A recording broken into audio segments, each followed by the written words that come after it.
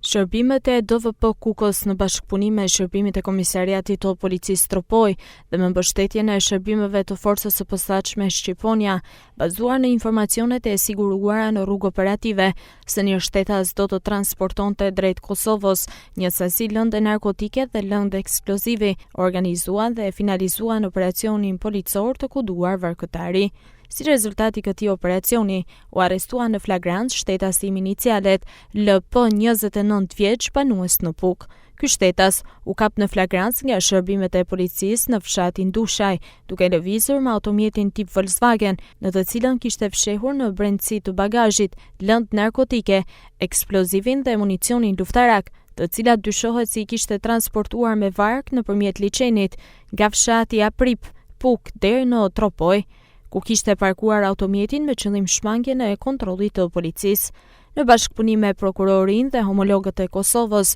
vion puna për zbardhjen dhe dokumentimin e plot ligjor të këtij rasti, me qëllim identifikimin dhe kapjen e personit që do t'i blinte në Kosovë. Materialet procedurale i kaluan prokurorisë për veprime të mëtejshme.